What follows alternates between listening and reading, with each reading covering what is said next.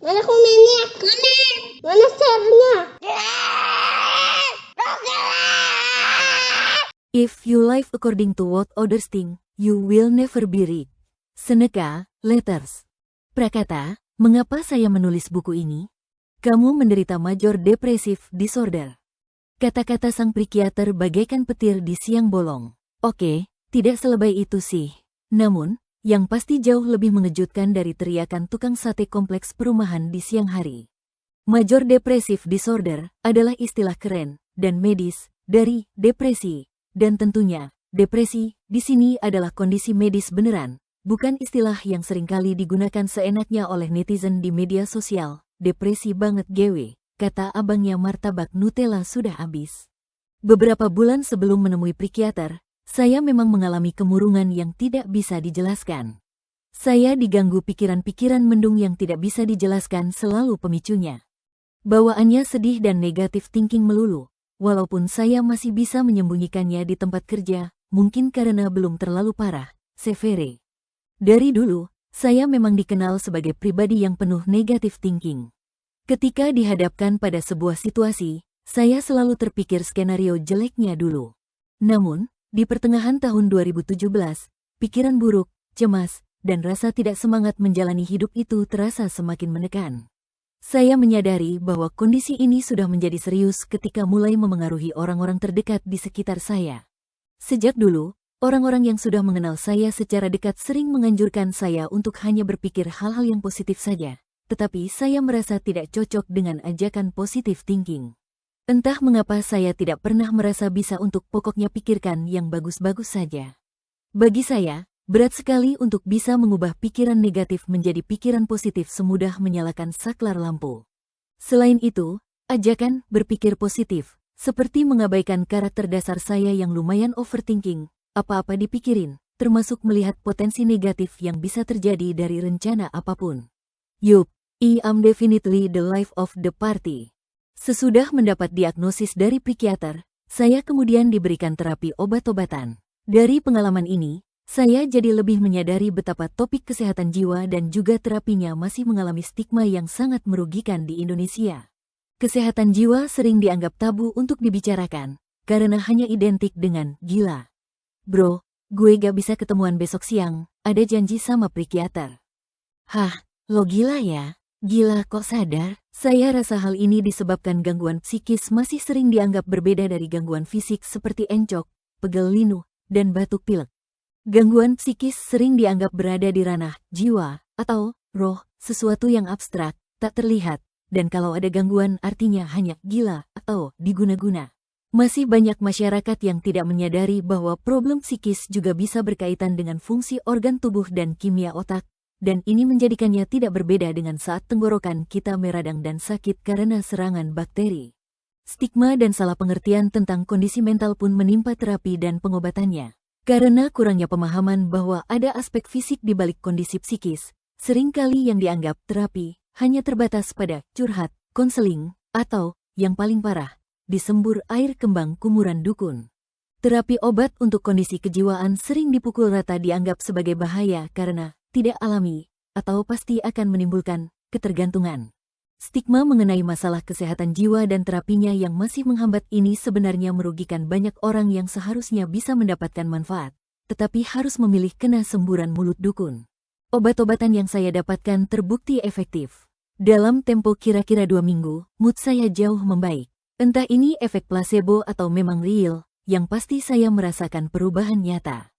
Hal ini juga dirasakan oleh keluarga dan orang-orang di sekitar saya. Sejak itu, saya semakin mengapresiasi ilmu kesehatan jiwa dan menyadari bahwa masalah kesehatan mental memang bisa dipengaruhi oleh gangguan kimia di otak. Artinya, obat-obatan modern bisa membantu. Namun, selama perjalanan terapi ini, saya juga tidak sabar untuk bisa bebas dari pengobatan. Ibarat sakit kepala dan minum parasetamol, tentunya kita tidak ingin terus-terusan mengonsumsi parasetamol. Dalam artikel, We Need New Ways of Treating Depression, yang ditulis oleh Johan Hari, disebutkan bahwa walaupun terapi depresi dengan obat-obatan memang memberikan hasil yang menggembirakan, 37% pasien yang menjalani terapi obat melaporkan perbaikan kondisi mental mereka. Sayangnya kesembuhan ini tidak bertahan lama. Hanya 10% pasien depresi penerima obat yang tetap bertahan sembuh dari depresi selama 1 tahun. Pengobatan memang memberikan pemulihan yang sangat dibutuhkan, tetapi perlahan-lahan depresi kembali menyerang. Berarti, obat-obatan saja tidak cukup. Ada hal lain yang diperlukan untuk bisa memelihara kesehatan mental kita dalam jangka panjang. Dalam artikel tersebut juga dikatakan bahwa fokus pada aspek biologi saja membuat kita memandang depresi atau kecemasan sebagai sebuah malfungsi dari otak atau gen. Namun, para ilmuwan yang meneliti faktor sosial dan psikologi di balik depresi cenderung memiliki pendapat yang berbeda. Bagaimana jika depresi bukanlah sebuah kerusakan, malfunction, tetapi justru fungsi, alarm yang memberitahukan ada kebutuhan yang tidak terpenuhi? Ibaratnya, alarm kebakaran di gedung yang tiba-tiba berbunyi, harusnya bukanlah sebuah kerusakan, tetapi menjadi alat yang memberitahu para penghuni gedung bahwa kebakaran benar-benar terjadi di gedung tersebut. Depresi juga harus dilihat sebagai upaya tubuh memberitahu ada sesuatu yang perlu diperbaiki dalam hidup kita. Tanpa disangka-sangka, jalan hidup membawa saya ke sebuah alternatif solusi yang membantu saya memperoleh ketenangan yang lebih baik pasca terapi obat. Di tengah masa pengobatan, saya menemukan filosofi teras atau stoicisme. Nanti akan saya jelaskan mengapa saya terjemahkan menjadi filosofi teras, sebuah filosofi purba dengan usia 2300 tahun, lebih tua dari agama Nasrani dan Islam. Suatu hari, saat kondisi saya belum pulih dan masih dalam pengobatan, sambil menunggu istri yang sedang belanja di supermarket, saya iseng melangkah masuk ke sebuah toko buku. Di tumpukan buku-buku terbaru, saya temui buku How to be a Stoic karya Massimo Pigliucci. Sebelum membaca buku tersebut, saya hanya mengetahui stoicisme sebagai salah satu cabang filsafat kuno. Selain itu, dalam bahasa Inggris, definisi stoik dengan S kecil adalah seseorang yang tidak tampak memiliki emosi, flat, datar banget, atau tidak mudah bereaksi secara emosi, baik dalam situasi susah maupun senang. Gambarannya seperti ras vulkan yang ada di Star Trek mungkin ya, seperti Spock yang mukanya lempeng terus. Baik di saat susah ataupun senang, mungkin kamu punya teman yang seperti demikian juga. Sesudah membaca buku Pigliucci, mata saya bagaikan terbuka dan saya seperti menemukan sebuah terapi tanpa obat yang bisa dipraktikkan seumur hidup. Filosofi teras ini sangat membantu saya merasa lebih tenang, damai, dan tidak mudah stres dan marah-marah. Efek dari mempelajari stoicisme ini begitu positifnya. Bahkan terapi obat oleh sang psikiater bisa dihentikan jauh lebih awal dari umumnya, karena perbaikan sikap dan mental saya yang signifikan. Saya percaya banyak orang di luar sana yang hidup dengan kekhawatiran. Mungkin tidak sampai depresi klinis, tetapi tetap saja kecemasan dan kekhawatiran sehari-hari cukup merugikan. Stoicisme bisa menjadi alternatif untuk membantu hidup yang lebih baik. Dalam bahasa Yunani, para filsuf Stoa menyebut tujuan dari filosofi stoicisme sebagai eudaimonia, atau hidup yang berkembang, flourishing. Sayangnya, belum banyak buku mengenai filosofi ini di dalam bahasa Indonesia, atau bahkan buku filsafat secara umum, mungkin karena kata filsafat punya banyak konotasi negatif, seperti topik yang sulit dan bikin rambut beruban, atau topik yang dianggap tidak ada relevansinya dengan kehidupan sehari-hari. Saya berharap buku ini bisa menjadi trigger atau pemicu untuk menumbuhkan minat baik bagi para pembaca, penerjemah, dan penulis buku akan buku-buku dengan tema serupa. Buku ini juga berisikan wawancara dengan pakar dan praktisi dari berbagai bidang yang relevan, seperti Dr. Andri, SPKEJ, FAPM, seorang psikiater dengan spesialisasi psikosomatik medicine, Astrid Pieders, seorang psikolog pendidikan, Wiwit Puspitasari, seorang psikolog klinis, Lia Halimatus Sadiah, seorang pengusaha dan penulis, dan Cita Kania Irlani, seorang aktivis dan editor. Saya tertarik melihat keterkaitan filosofi teras ini dengan disiplin ilmu psikologi dan psikiatri, dan juga praktik langsung di kehidupan sehari-hari. Ada banyak hal menarik yang saya pelajari dari diskusi dengan para narasumber ini. Menggunakan analogi yang kekinian, saya menemukan filosofi teras ini bagaikan OS, operating system, dari keseharian kita, seperti OS Android di smartphone berbasis Android, atau iOS di iPhone. OS di smartphone memastikan bahwa penggunaan dan aplikasi, app, sehari-hari dari smartphone kita berjalan lancar. Aplikasi tercanggih dan terseru pun akan macet jika tidak didukung OS yang baik. Demikian dengan keseharian kita. Kita memiliki banyak aplikasi dalam keseharian kita, pergi sekolah, kuliah, pekerjaan kita, pacaran, pernikahan kita, hubungan kita dengan orang tua, ambisi dan mimpi kita, hobi kita, dan lain-lain. Aplikasi-aplikasi ini membutuhkan OS yang baik agar bisa berfungsi optimal. Saya menemukan filosofi teras sebagai sebuah OS yang bisa membantu tujuan tersebut. Akhir kata, saya menulis buku ini untuk berbagi pengalaman saya menemukan filosofi teras yang sangat membantu memperoleh hidup yang lebih tenang. Saya berharap buku ini bisa membantu para pembaca yang mungkin sedang dilanda kecemasan dan kekhawatiran. Buku filosofi teras rasanya memang cocok untuk mereka yang sering atau sedang merasa khawatir akan hidup, atau sering resah dan kecewa dalam kehidupan sehari-hari. Filosofi teras tidak menjanjikan rahasia untuk menghilangkan kesulitan dan tantangan hidup, tetapi justru menawarkan cara-cara untuk mengembangkan sikap mental yang lebih tangguh agar bisa tetap tenang menghadapi terpaan hidup apapun. Bagi pembaca lainnya, semoga buku kecil ini minimal dapat menambah pengetahuanmu akan adanya sebuah pemikiran antik yang sudah berusia 2000 tahun lebih, dan masih relevan dengan kehidupan kita sekarang. Bab 1. Survei Khawatir Nasional. Di bulan November tahun 2017, saat saya sedang mempelajari filosofi teras, saya terpikir untuk mencari tahu apakah orang-orang lain juga merasa khawatir mengenai hidupnya melalui riset, baca, kepo ilmiah. Saya kemudian membuat survei khawatir nasional secara online. Survei khawatir nasional dilakukan selama seminggu dengan rentang waktu tanggal 11 sampai 18 November tahun 2017. Jumlah responden sebanyak 3.634 responden, dan komposisi responden 70% perempuan. Sebagai catatan metodologi, karena survei ini dilakukan secara online dan disebarkan secara organik, sukarela, di media sosial, maka hasilnya tidak bisa dianggap mewakili keseluruhan populasi, karena pemilihan sampel tidak acak, random. Dalam bahasa awam, hasil dari survei ini hanya mewakili responden survei ini saja dan tidak bisa serta-merta dianggap mewakili populasi umum. Survei ini menanyakan tingkat kekhawatiran responden terhadap kehidupan secara umum dan beberapa aspek hidup yang umum bagi generasi milenial, yaitu mereka yang dilahirkan antara tahun-tahun 1980 sampai tahun 2000. Ini artinya, di tahun 2018, penduduk milenial tertua berusia 38 tahun, sudah ada yang menikah dan menjadi orang tua, dan termuda berusia 18 tahun, usia mulai kuliah, bekerja. Karenanya, survei khawatir nasional ini juga menanyakan tingkat kekhawatiran di beberapa aspek hidup yang dirasa relevan, yaitu sekolah, studi, relationship, pekerjaan, bisnis, sampai topik yang lebih besar seperti kondisi sosial politik di Indonesia. Pertanyaan mengenai rasa khawatir selalu menggunakan skala 4 poin, yaitu sangat tidak khawatir, sedikit khawatir, sangat khawatir. Skala ganjil dihindari untuk menghindari kebiasaan banyak orang memilih tengah-tengah saja. Bagaimana hasilnya? Ketika ditanyakan mengenai tingkat kekhawatiran tentang hidup secara keseluruhan saat ini, hasilnya adalah 63%, hampir 2 dari 3 responden, mengaku merasa lumayan khawatir, sangat khawatir, tentang hidup secara umum. Dari responden yang masih bersekolah, kuliah, separuhnya, 53%, merasa khawatir dengan pendidikan mereka. 3 penyebab kekhawatiran tertinggi adalah tugas, paper yang tidak lancar, hilangnya motivasi belajar, dan nilai jelek, tidak lulus. Biaya, ada di urutan keempat, dipilih oleh 1/4 dari mereka yang khawatir mengenai pendidikan mereka.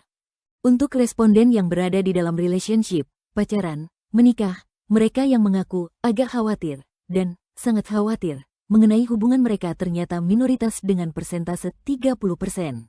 Ini artinya, mereka yang tidak khawatir mengenai relationship, pacaran, pernikahan, lebih banyak dari yang merasa khawatir.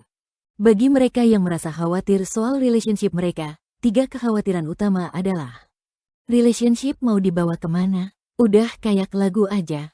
Relationship yang terasa sudah hambar. Pasangan selingkuh, sangat dekat dengan pilihan keempat, yaitu hubungan tidak direstui orang tua. Bagaimana dengan responden jomblo? Apakah yang jomblo merasa lebih khawatir soal status jomblo mereka? Ternyata hasilnya, tidak. Tingkat kekhawatiran jomblo mengenai kejombloan mereka ternyata sama dengan kekhawatiran mereka yang sudah berpasangan mengenai hubungan mereka, yaitu sekitar 30% dari responden. Jadi, dari hasil survei ini saja bisa terlihat kalau memiliki pasangan tidak membuat kekhawatiran kamu lebih berkurang dibandingkan dengan saat kamu jomblo. Good news dong bagi kaum tuna asmara atau jomblo. Di antara mereka yang mengaku agak sangat khawatir soal status jomblo mereka, tiga kekhawatiran utamanya adalah khawatir tidak akan pernah mendapatkan pasangan, khawatir dengan umur, khawatir tidak menarik lagi. Karena penasaran dan kepo, saya menanyakan kepada para jomblo yang tidak khawatir soal relationship mengenai apa alasan mereka tidak khawatir. Hasilnya, 3 alasan tertinggi mereka tidak khawatir dengan kejombloannya adalah memang sedang senang sendiri, jodoh di tangan Tuhan, dipilih separuh dari mereka yang tidak khawatir, sedang terlalu sibuk di kehidupannya untuk punya waktu memikirkan pasangan. Bagi mereka yang memiliki pekerjaan, bisnis, kekhawatiran akan pekerjaan, bisnis dialami oleh sekitar sepertiga responden, 33%. Kekhawatiran terbesar mengenai pekerjaan, bisnis adalah stuck di karir sekarang, gaji tidak mencukupi, khawatir performa di kantor tidak memuaskan. Mengenai aspek keuangan, sekitar separuh responden, 53%, mengaku khawatir, stres soal kondisi keuangan mereka. Bayangkan, 1 dari 2 responden khawatir soal ini. Kekhawatiran sebagai orang tua. Menjadi orang tua umumnya adalah fase hidup yang dinanti-nantikan oleh banyak orang. Tetapi siapa sangka menjadi orang tua juga bisa jadi sumber kekhawatiran lo. Ternyata, separuh responden orang tua, 53%, mengaku merasa khawatir, sama dengan proporsi mereka yang khawatir soal uang. Apa saja yang dikhawatirkan saat menjadi orang tua? Biaya sekolah anak. Opsi ini dipilih oleh lebih dari separuh responden orang tua yang merasa khawatir. Bagi yang akan menikah dan menjadi orang tua, apakah sudah memikirkan ini? Memiliki anak memang sumber kebahagiaan yang besar, tetapi jika kita tidak siap dengan biaya pendidikannya ke depan, hal ini malah bisa menjadi sumber kekhawatiran. Anak sakit, kecelakaan, biaya kesehatan anak. Surprisingly, atau tidak, 2 dari 3 kekhawatiran utama para orang tua berkaitan dengan uang. Masalah lain seperti kenakalan anak, penyalahgunaan narkoba, dan ibadah anak, agama ternyata berada di bawahnya. Sosial politik, surprising, atau enggak ya? Kondisi sosial politik ternyata menjadi sumber kekhawatiran terbesar dengan 76%, atau 3 dari 4 responden, merasa agak, sangat khawatir mengenai ini. Berikut 3 kekhawatiran tertinggi mengenai kondisi sosial politik. Hoax, fake news. Diskriminasi suku dan agama makin meningkat. Bangkitnya kaum radikal, intoleran.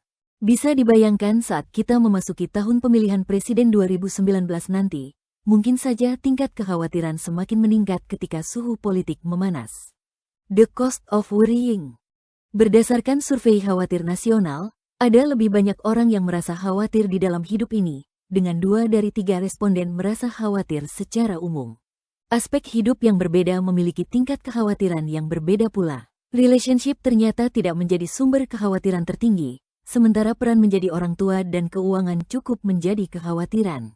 Di luar kehidupan pribadi, kondisi sosial politik Indonesia juga sesuatu yang sangat dikhawatirkan. So what? Mungkin kamu berpikir, tidakkah kekhawatiran akan hidup itu normal? Untuk apa dipusingkan atau dikhawatirkan, khawatir tentang khawatir? Menurut saya, kekhawatiran adalah sesuatu yang bisa dan seharusnya dikurangi, karena menimbulkan banyak biaya. Apa saja biaya dari kekhawatiran? Menghabiskan energi pikiran, berpikir, termasuk di dalamnya merasa khawatir berlebihan, adalah aktivitas yang membutuhkan energi. Artinya, setiap kalori energi tubuh yang dipakai untuk khawatir adalah kalori yang tidak bisa digunakan untuk hal-hal lain yang lebih produktif. Menghabiskan waktu dan juga uang. Saat kita khawatir soal studi, orang tua, keuangan, atau sosial politik negara tanpa menghasilkan solusi, kita sudah membuang waktu yang sebenarnya bisa digunakan untuk hal-hal lain yang lebih berguna. Tidak hanya waktu, kekhawatiran juga bisa menghabiskan uang, apabila rasa khawatir tersebut membuat kita mengeluarkan uang untuk hal-hal yang dianggap menenangkan pikiran, padahal tidak efektif. Misalnya, sebagian orang yang merasa khawatir menjadikan makanan sebagai pelipur lara, berkelakuan menyebalkan di depan keluarga dan teman-teman sekitar, atau memutuskan untuk kawin lagi, dan lain sebagainya. Mengganggu kesehatan tubuh, masih banyak orang yang memisahkan kebutuhan, pikiran, dan tubuh, seolah-olah apa yang terjadi di pikiran tidak memiliki hubungan dengan tubuh fisik kita. Padahal, sudah lama para ilmuwan kesehatan menemukan bahwa pikiran dan kesehatan tubuh memiliki hubungan 2 arah yang saling memengaruhi. Untuk topik ini, saya khusus mewawancarai Dr. Andri, seorang spesialis kesehatan jiwa yang tergabung dalam Academy of Psychosomatic Medicine, USA. Wawancara dengan Dr. Andris PKJ FAPM. Masalah khawatir bukan masalah di pikiran saja. Bagaimana latar belakang sampai dokter memilih kuliah psikiatri dan kemudian mendalami psikosomatik medicine? Saya lahir dan besar di Tangerang. Saya memilih bersekolah di SMA negeri, karena zaman dulu katanya lebih mudah masuk FKUI, Fakultas Kedokteran Universitas Indonesia, kalau datang dari sekolah negeri. Saat memulai kuliah di tahun 1997, pembangunan lagi berjalan pesat-pesatnya. Indonesia saat itu baru mengenal istilah konglomerat. Waktu itu saya kepikir, kalau jadi pengusaha harus seperti konglomerat yang punya sifat makanin orang, kayaknya cara mendapatkan duitnya kok kurang bagus. Jadi, saya memikirkan, profesi, apa yang bisa mendapatkan uang, tapi juga menolong orang. Karena kondisi keuangan, Papa nggak mungkin menyekolahkan saya ke sekolah kedokteran swasta. Selain mahal, lulusnya gak jelas. Kalau gak masuk UI, saya harus masuk swasta. Nah, seperti umumnya orang keturunan China kebanyakan, swasta yang saya pilih waktu itu adalah UNTAR, Universitas Tarumanegara, tapi ngambilnya teknik sipil karena jargon pembangunan.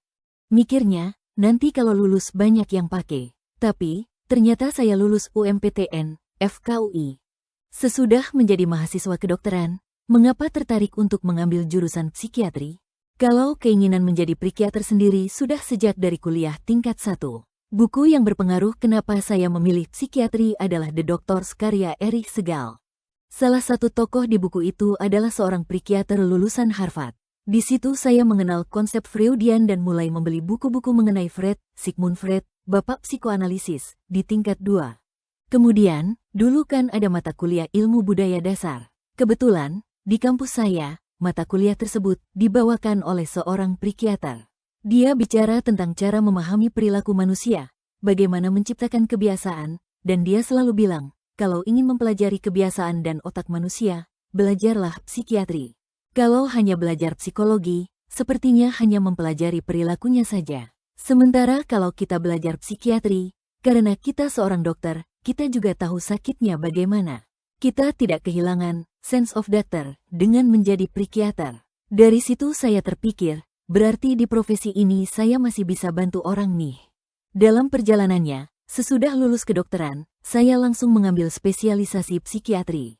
Zaman dulu kita bisa langsung mengambil spesialis tanpa harus PTT. Kenapa psikiatri? Karena menarik, bisa mempelajari perilaku manusia, dan sebagai dokter kita tahu bahwa sumbernya di otak.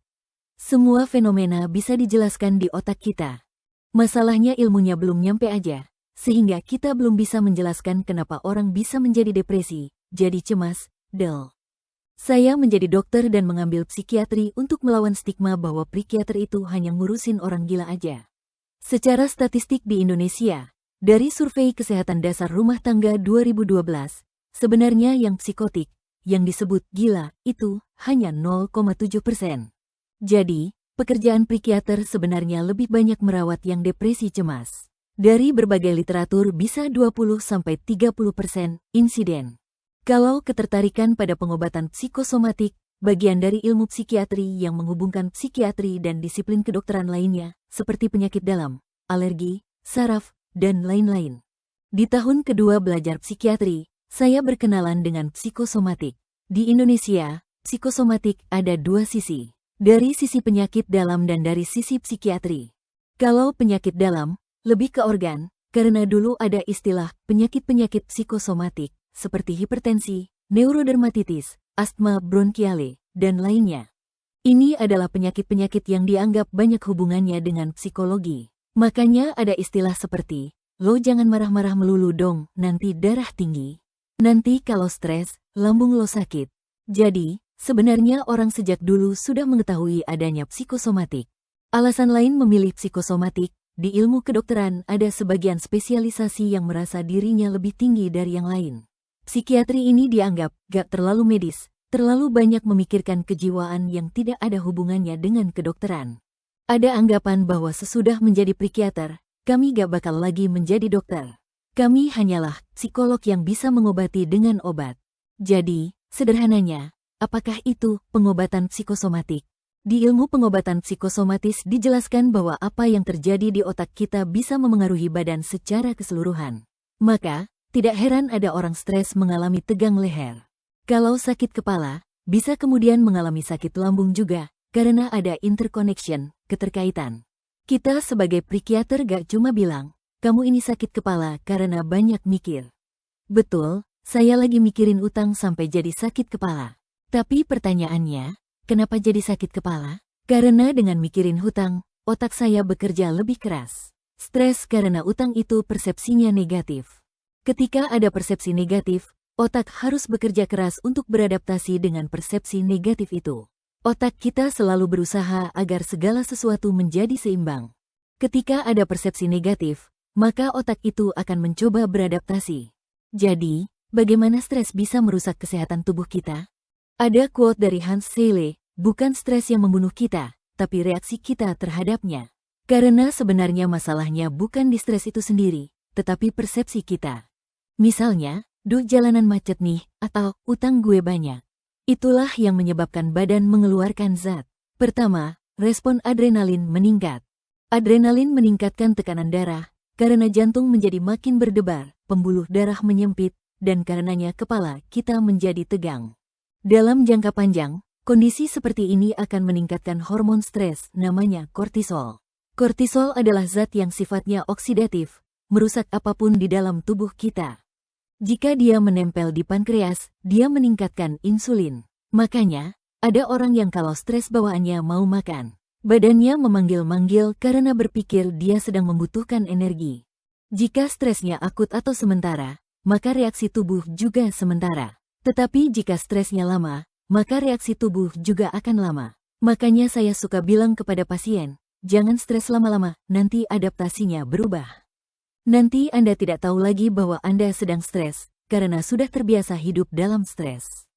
Jika kita stres kelamaan, badan akan merespon dengan hal-hal yang kita tidak tahu sebagai bagian dari stres. Contohnya penyakit dispepsia atau gangguan lambung. In the long run, bisa muncul gangguan jantung, hipertensi, dan diabetes. Adakah perbedaan antara takut, stres, khawatir, cemas, dan depresi? Kalau takut, kita tahu sumbernya. Misalnya takut setan atau takut ujian. Kalau cemas, berdasarkan definisinya, gak jelas penyebabnya, pokoknya merasa cemas saja. Karenanya, ada diagnosis gangguan cemas menyeluruh, yaitu orang yang suka khawatir berlebihan terhadap segala sesuatu di dalam hidupnya, khususnya terhadap orang-orang yang dicintai. Gangguan cemas itu tidak muncul tiba-tiba, seperti di survei, khawatir, itu. Di satu sisi, saya merasa ini opportunity, kesempatan, sehingga saya bilang kepada koasisten, saya, kamu jadi psikiater deh, dibutuhkan banget karena banyak orang khawatir. Apalagi dengan ketidakpastian sekarang, orang menjadi cemas karena dia tidak bisa mengendalikan hidup di situasi ketidakpastian. Kalau stres artinya, tekanan, sesuatu yang mengganggu keseimbangan di hidup kita. Ada stres fisik, stres psikis. Kalau olahraga sampai kecapean itu stres fisik. Kalau stres mental, saya merasa exhausted, kelelahan. Ada sumber stresnya. Jika stres meningkat terus, pada kondisi orang sudah tidak tahu stresnya datang dari mana, artinya dia sudah masuk fase cemas. Makin jauh lagi, jika cemasnya dibiarkan, bisa menjadi depresi. Banyak orang yang awalnya cemas biasa saja, merasa khawatir akan kehidupan, kemudian tidak mendapat solusi dan dia menjadi depresi. Tidak ada solusi, jadi hopeless, lalu jadi depresi. Ada dua gejala penting depresi. Pertama adalah mood yang sedih. Lalu yang kedua adalah putus asa, tidak ada harapan, hidup kok begini-begini aja. Kita harus hati-hati dengan teman-teman yang berkata, hidup gue kok begini-begini aja, jangan-jangan dia sudah mengalami gejala awal depresi. Karena apa yang terucap oleh seseorang bisa jadi memang refleksi dari hidup dia. Depresi dan cemas tidak berbeda jauh. Dan secara organ otak juga sama, karenanya obatnya pun sama. Depresi, mendapat obat antidepresan. Cemas panik, dikasih antidepresan juga. Apakah gangguan tubuh karena pikiran hanya terjadi saat sudah parah saja? Atau bahkan cemas, sehari-hari saja sudah bisa bermanifestasi fisik? Cemas sehari-hari pun sudah bisa memengaruhi fisik. Contohnya, saat mau presentasi kita bolak-balik ke kamar mandi. Penjelasannya adalah saat kita stres, atau tubuh kita memersepsikan adanya stres, maka terjadi peningkatan aktivitas saraf otonom, saraf yang bertanggung jawab atas organ-organ yang berfungsi sendiri tanpa perintah, seperti jantung, paru, kandung kemih, makanya jadi pengen pipis. Asma bronkiale, misalnya, asma yang dipicu stres. Ketika orang stres, merangsang reaksi alergi imunologi, maka timbullah asmanya. Gangguan cemas tidak datang tiba-tiba. Biasanya pasien datang ke saya sesudah berkeliling ke beberapa dokter, seperti dokter penyakit dalam, dokter jantung, dokter saraf, atau dokter THT, karena gejalanya seperti vertigo, tapi kemudian dinyatakan tidak apa-apa. Tidak ada organ yang rusak. Kata saya, makronya memang tidak, artinya jantungnya masih bagus. Tapi bayangkan, jantung berdetak 95 kali per menit, dibandingkan 65 kali per menit, lebih berat mana bebannya? Bisakah saya artikan bahwa pesannya di sini adalah, jangan anggap remeh khawatir, cemas, kecil, yang terjadi sehari-hari. Secara umum, kita memiliki kemampuan adaptasi. Bayangkan stres threshold sebagai gelas, lalu kita isi sedikit-sedikit dengan stres. Kita harus cari tahu cara supaya gelas itu tidak terlalu penuh, dikeluarkan sedikit-sedikit. Caranya macam-macam, misalnya dengan berbicara. Kadang-kadang kita feeling relief, lega, hanya dengan berbicara kepada orang. Atau rekreasi. Mengapa saya katakan persepsi itu penting? Contoh, liburan itu lebih melelahkan dibandingkan praktik, kerja, jalan ke sana-sini. Tapi rasanya senang karena kita berkumpul bersama keluarga. Makanya, ada yang bilang, coba ganti suasana biar gak stres. Karena sekarang lagi trennya ke CBT, Cognitive Behavioral Therapy, maka yang paling penting itu perception. Ada juga alternatif, membohongi pikiran dengan sementara, dengan zat. Misalnya dengan alkohol, menekan kesadaran sehingga lupa sementara. Tapi besoknya muncul lagi. Kalau narkoba bekerja dengan mengelabui otak, seperti sabu, yang meningkatkan dopamin dan serotonin, sehingga seseorang happy berlebihan. Setiap kita pakai sabu di otak kita sebenarnya seperti ada luka, rusak permanen yang tidak hilang selama 10 tahun. Depression hurts. Depresi itu melukai otak, tetapi juga bisa diartikan melukai orang-orang di sekitar penderita, karena penderita memandang segala sesuatu gelap. Apakah artinya manajemen cemas sehari-hari sama dengan manajemen persepsi? Benar, misalnya terjebak di tengah macet, wah sialan gue gak bisa jalan, itu persepsi negatifnya. Tapi persepsi positifnya, wah terjebak macet di jalan di sebelah cewek cakep, istri, gue bisa ngobrol lama-lama sama dia. Sama macetnya, tapi beda cara bersikapnya. Mengapa? Karena beda persepsi, dan jadinya less stres bagi kita. Benarkah bahwa saat ini lebih banyak orang muda yang berkonsultasi pada psikiater? Yang saya amati memang seperti itu. Penyebabnya beberapa, mereka semakin well-informed mengenai kesehatan jiwa. Awalnya adalah para sarjana yang sebelumnya kuliah di luar negeri yang kemudian kembali ke Indonesia untuk menetap. Masalah timbul karena penyesuaian. Mulanya, pas kuliah di luar negeri mereka culture shock, sesudah lama di sana dan menyesuaikan diri dengan budaya di sana, saat kembali ke Indonesia kembali culture shock. Belakangan makin banyak yang datang karena isu relationship, baper, galau, itu kan bahasa awamnya, tetapi, dalam bahasa kedokteran, ada beberapa perilaku baper, galau yang sudah masuk sindrom depresi. Ketika dia kehilangan seseorang yang sangat dia sayangi, dia merasa terganggu. Diagnosis klinisnya mungkin yang disebut depresi ringan, tidak sampai gejala ingin bunuh diri. Menariknya, kalau saya ngobrol dengan pasien yang sudah berumah tangga selama 5 tahun ke atas, banyak yang bilang, saya sudah mengertilah suami saya kayak apa. Jadi, saya tidak usah berharap banyak. Menurut saya, penerimaan itu mungkin stressful juga loh buat dia. Dia berusaha menerima bahwa seseorang yang setiap hari dia temui di dalam kehidupannya sebenarnya adalah sumber stres. Tapi masalah ini dianggap tidak oleh pasien. Ketika pasien ditanya apa sumber stres mereka, rata-rata mereka menjawab tidak tahu. Menarik kan? Kalau pasiennya anak muda, saya lebih sering mendengar masalah relationship dengan teman dan orang tua. Dengan teman sebaya, umumnya masalahnya dengan teman dekat, best friend mereka. Atau, hubungan dengan kolega di pekerjaan. Lewat ilmu kedokteran jiwa, kami tahu kalau sebenarnya yang bermasalah bukan temannya, kerjaannya, atau lingkungannya, tapi dia, pasien. Jadi, ujung-ujungnya dia. Sekarang kita bicara konteks lebih besar, tahun pilkada dan pilpres akan memanas. Ada efeknya pada tingkat kecemasan individu. Mungkin kita harus membatasi punya WhatsApp group. Saya percaya too much information will kill you. Terlalu banyak informasi dari mana-mana, informasi itu belum tentu benar. Tapi kan itu hanya informasi doang, kata orang. Saya percaya kalau karakter kita pada dasarnya sudah negatif. Lalu misalnya kita sedang stres dengan kehidupan pribadi kita, kemudian kita membaca berita yang jelek. Efeknya akan beda dengan jika kita membaca berita tersebut saat sedang normal. Dulu, ada situs abal-abal. Sekarang sudah jarang, orang abal-abal yang banyak, yaitu teman-teman kita sendiri, yang turut menyebarkan berita hoaks. Apakah mereka memang kerjaannya seperti ini ya? Sebenarnya, kalau kita sibuk, harusnya tidak terlalu banyak main media sosial. Kok mereka kayaknya terus-terusan gitu, selalu aja ada waktu. Adakah pesan-pesan untuk pembaca? Coba kenali sumber stresnya. Kalau kita merasa sedang berada dalam sebuah keadaan, kenali kenapa. Kalau kita bisa mengenali sumbernya, maka kita bisa melawannya. Catat hal-hal dalam hidup yang bisa atau pernah membuat kita bahagia. Misalnya olahraga, ngobrol, punya teman. Lalu, lakukan aktivitas yang membahagiakan. Catatan, Dr. Andris PKEJ, FAPM saat ini praktik di RS Omni Alam Sutra, Tangerang. Beliau bisa dihubungi di email andri@ukrida.ac.id dan Twitter @bahdi. Intisari wawancara dengan Dr. Andri. Kondisi psikis berkaitan dengan kesehatan tubuh kita.